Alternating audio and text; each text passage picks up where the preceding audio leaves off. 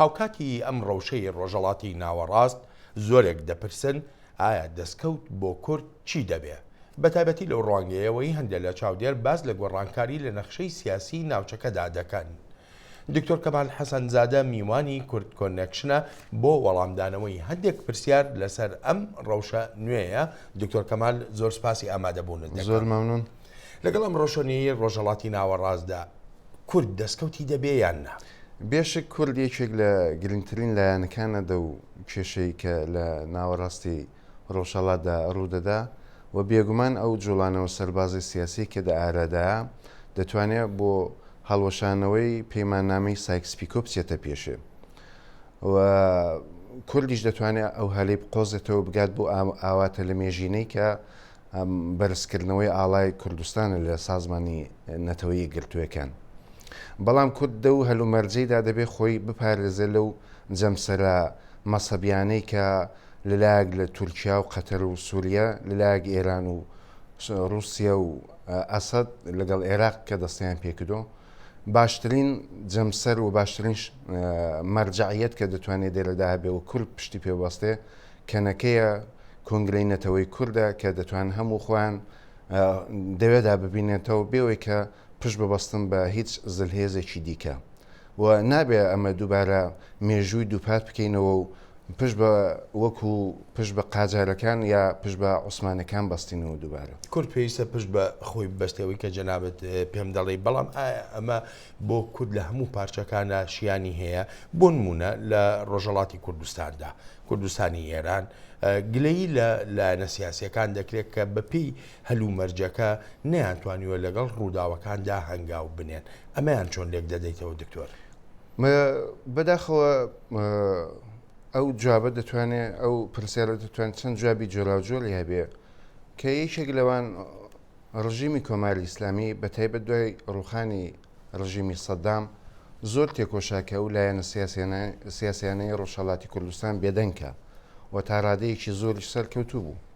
لەلایەکی دیکەشەوە خودی لایەنە سیاسەکان زۆر سونەتی ماونەتەوە، زۆریان خۆ باوەڕ بە خۆ نوێکردنەوە نییە و بەداخەوە هیچ پرۆژە و پرۆگرامێکیان نییە کە لیان ببیندرێت و ئەوەش حتا وای لێ هاتووە کە ئاستی فکری و ڕۆشنبیری خەڵکی خودی ڕۆژهەڵاتی کوردستان زۆر بەرزترە لە حیزبەکان کەەوەش بە پێچەوانەی حیزبێەوە حیزب دەبێت پێشاندەری ڕێگا بێ بۆ گەل کە ئەوە دڵساردێکی زۆری ساز کردو. ئەم دڵساردیە ئەلبەتە وەکو وایە کە بگوترێ حیزبەکان بەتایبەتی لە ڕۆژهەڵاتی کوردستانیە ناتوانن ڕای گشتی بجوڵێنن. ئەگەر بیانێ شتێکی لەو بابەتە بکەن ڕای گشتی کوردی لە ڕۆژهەڵاتدا بجوڵێنن، ناکۆچیەکانی نێوان خۆیان چۆن ڕێگەیان دەدا؟ هەروەکی باسم کرد ئەو یەکتر قبول نەکردنە و ئەو نەبوونی پرۆژە و بەرنمەیە کە ئەو لایەنە سیاسیانەی ڕۆژهەڵاتی کوردستان هەیەە نیانە ینی هیچ شتێکیان نییە کە تەنانەت هەتا یەکتریش قبول ناکەن و ئەو یەکتر قبول نەکردنە بەڕاستی زۆر دەرفەتی باشی لە قیزمە داوە لە دەستی گەلی کوردستان بەتایبەت ڕۆژهەڵاتی کوردستان داوە. ئەو یەکتر قبول نەکردنەش زۆرتر دەگەڕێتەوە سەر ئەو فکرە فێودالیستی کە میلەتی کورد هەیەی و ئێستا ئەوان لێ نەچوونەتە دەر و دێرەدا باشترین ڕێگا دووبارە ئەوەیە کە بە یەکدەست بێنە مەیدان دەنا ئەو یەکتر قبول نەکردنە لەسەرەوەی نییە کە خلافی فکریان هەبێ ئەساسدا پێکەوە خلافی فکریان هەبێ بەداخەوە زۆتر لەسەرەوەی کە دانێ هەمویان ببنە کۆخا و ئەوەش ناکرێت. ئەوەش ناکرێت. دکتۆر هەندێک لە چاودێر ئاماژە بۆ دەکەن دەڵێ بۆیە لایەنە سیاسەکانی ڕۆژهەڵاتی کوردستانی لەگەڵ ڕەوشەکەدا نەیانتوانیوە هەنگاو بنێن چونکە هێشتا ئەم ڕێکخراوە تێرۆریستی دەوڵەتی ئیسلامی نەبووتە هەڕەشەیەکی ڕەشد هەڕەشەیەکی جددی لەسەر ڕۆژهەڵات. کاریگەری دەوڵەتی ئیسلامی ڕێکخراوەکەی ئەبوبەکر بەغدادی چییە لەسەر کوردی ڕۆژهەڵات؟ بەڵێ بێشک ئەو گروپە تێرۆریستی رادیکاڵە کە ئەلا مدەتێکە هاتوۆتە ئاراوە ئێمە وەکو خەڵکی ڕۆژهەڵاتی کوردستان ئەلبەتە پتر لە 37 ساڵە جۆرەی دیکەی داعیشیشمان تەجروبە کردو و بێشک ئەگەر هەڵبژاردنێکی زۆر ئازاد بکرێت لە کوردستانی ڕۆژهەڵات هەرگیز ئەو جۆرە فکرە دژە ئینسانیانە ناتوانن ببنەوە دەسەڵات بگرن و ئەو گروپە تێرۆریستی داعیشیش هیچ نەیتوانی و ناشتوانێت کاریگەری هەبێ لەسەر ڕۆژهەڵاتی کوردستان چون بداخەوە خۆراکی ئەو گروپە تۆریلیستانە جەهالەت و نەزانینی خەڵکە ئەمە جا خۆشبەختانە یابەت بەختانە بەهۆی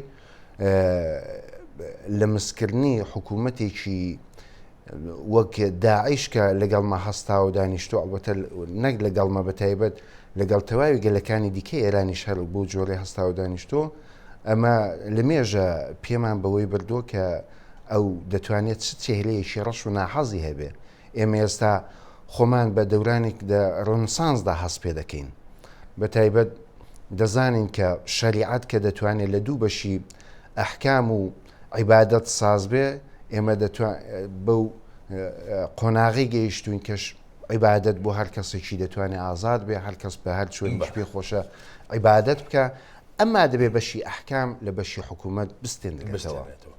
دکتۆر کەمال پرسیارم زۆر ماون بەڵام کاتی بەرنامەکە هەرەوەندە مەودام دەدا هیوادارم دەرفەتێکی تر بتوانین گفتوگۆی زیاتر و توێژی زیاتر بکەین زۆر سپاس دەکەم بۆ ئامادەبوون زۆر مەمنون و زۆر شەکر لە وەختان مەمنونم.